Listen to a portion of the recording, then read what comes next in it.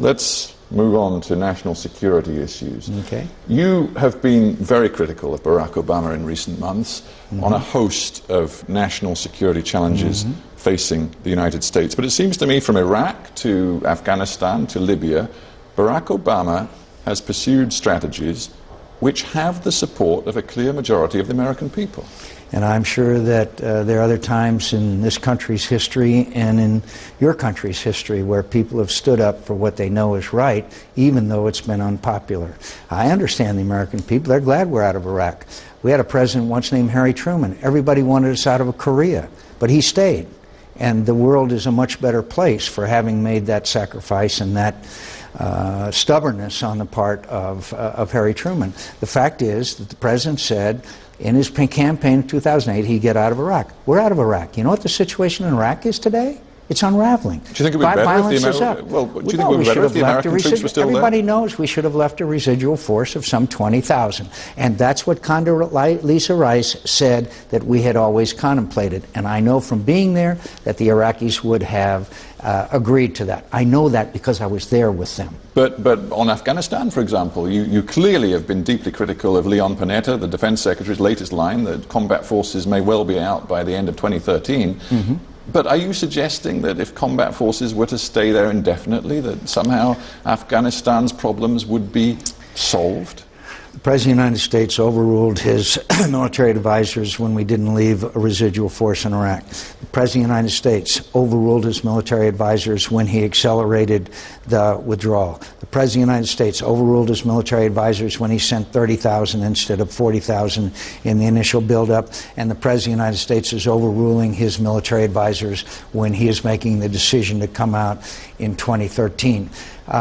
These are people that the President appointed, some of the best and brightest minds in America. The President has no knowledge or experience or background on these issues, and he is amply displaying it on a regular basis. Let's talk about Syria as well, because as we speak, more civilians are dying in Syria. The UN Secretary General has just talked about the appalling brutality being inflicted upon the people of the country by the regime, the Assad regime.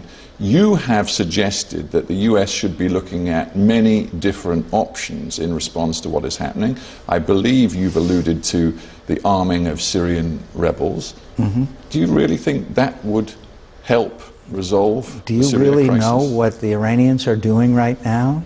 They are not only bringing in weapons and artillery that are killing Syrians, but also the Iranians themselves have come into Syria while a massive bloodletting is going on to the thousands. So what should the United States do? The United States should be examining all options with other countries, including Turkey, as to how we can best help these people stop this bloodletting and this massacre that's going on. To be clear, do you want U.S. arms to be sent now to the rebels in Syria? I'm saying that that is an option that cannot be taken off the table. But there is no UN sanction for intervention in Syria in the way there was in Libya. Isn't that a fundamentally important difference? Isn't it fundamentally important for you to understand who's preventing that? Russia and China. Well, I know who's presenting it, but it doesn't change the reality that the UN does not give its backing. Then your view is that we let Russia and China determine whether we're going to allow the massacre of thousands of innocent men, women, and children in Syria? I'm not. The Arab League is going to take, and is taking, a lead role. Turkey is going to be very important. We have to have sort of a coalition of the willing. In fact, our Secretary of State has suggested that, and we have to get them medical help. We need to give them technical help. The Syrians, the Turks are giving them sanctuary, and there's lots of things we can do. But the fundamental answer to you is the United States of America is not a nation that, if it can prevent it, stands by and watches massacres of innocent people. I understand the point you are making, but it just seems to me that on a whole range of fronts, given the philosophy you have, you are envisaging another round of US interventionism of one sort or another. Because let's talk about Iran as well. You've suggested the Iranians may be doing significant things inside Syria. The fact is the US president faces a very difficult and big decision on Iran. It may have to be taken this year. Is it your view that the time has come for the United States to take military action in Iran? No, but I agree with the President of the United States who says an Iranian with nuclear weapons is unacceptable. That's our President's viewpoint. But what I notice, and it brings us back in a way to the Republican race, is that the Republican candidates, all of them in fact, have suggested that Obama has not been strong enough in his language and in his approach to Iran. Leading in from behind. Yeah, but okay. No, so when Rick Santorum said the other day, let me interrupt you 1 second. In 2009, in June, there was a flawed election in Tehran. 1.5 million people were demonstrating in the streets. We watched a young woman named Netta bleed to death in the streets. The demonstrators were chanting, "Obama, Obama, are you with us or are you with them?" He didn't give them a single word of encouragement. That's not Ronald Reagan. No, I don't think Obama would agree with that for 1 second. It's a fact. No one denies it. It's a fact. Well, you know full well the White House denies it absolutely. No, says they were very clear in their support of the democracy movement. They do not deny that, and facts are they didn't. But the point I want to get to is what the world might expect from a Republican administration in the future. These are the words of Rick Santorum the other day. He said on Iran, he said, quote, "We have to take their facility," meaning their nuclear facility, out. We have to take it out to prevent a wider war.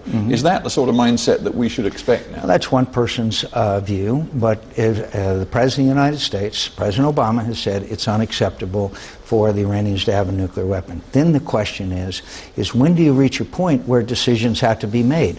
And will those decisions be made by the Israelis by themselves or us and the Israelis? The sanctions have hurt the Iranians a lot, but they have not deterred them from the course that they're on of developing nuclear weapons. A final thought, which in a way wraps up much of the debate we've had about these specific international challenges.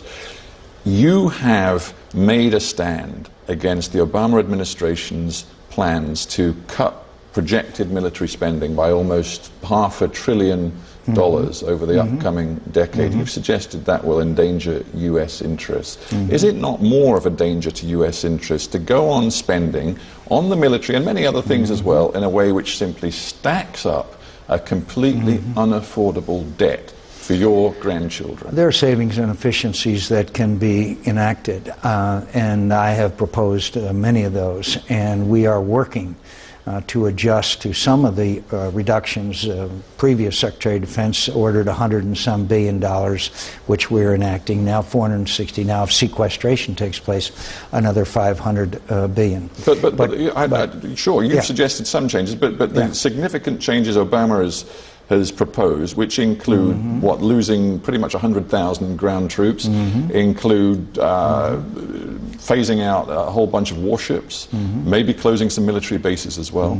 These just seem to be, frankly, a sensible recognition that the world has changed, some of the threats have changed, and the U.S. military has to change too. Yeah, there's an old line about those who ignore the lessons of history. After World War II, we were never going to have another war. Korea. After Korea, we weren't going to have another war. We could do it with special forces. Vietnam. After Vietnam, we weren't going to have to. We could win wars on the cheap.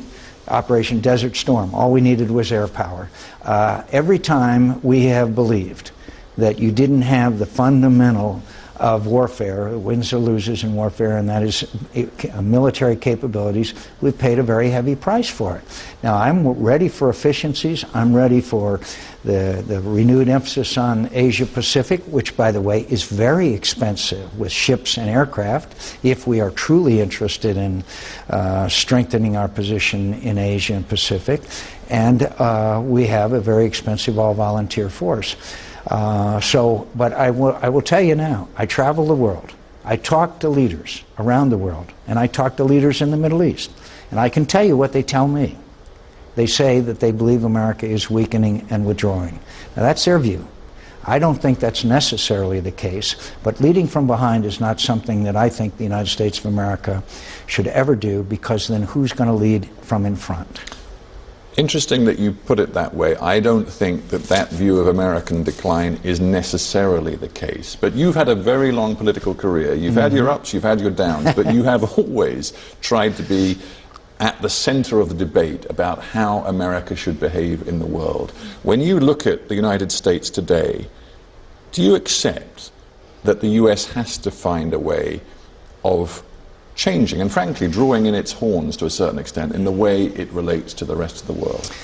Well, first of all, I'm not sure what your interpretation of drawing in horns is. If it means that we would draw to Fortress America, then no, I don't agree. Every time we've tried that one, as we did prior to World War II, we paid a very heavy price. Maybe it means not trying to police the world and intervene in so many of the world's problems in the way that we've seen in the last decade. I think what the United States has to recognize in the 21st century is that we are in a multipolar world. You see the rise of China. You see the rise of India as another superpower very soon, China especially. And we will no longer be the dominant world power that we were for a long time following World War II. But that does not mean isolationism, which, by the way, there is a fairly strong amount of in my own party. It doesn't mean isolationism. It doesn't mean withdrawal. It means the use having military power, but also understanding that we have a relationship in the world that's different from the one in 20th century. But I'm not ready to give up on America and the good, I believe, the greatest force for good in history. Senator John McCain, we have to end there, but thank you very much for being on Hard Talk. Thanks for the spirited conversation.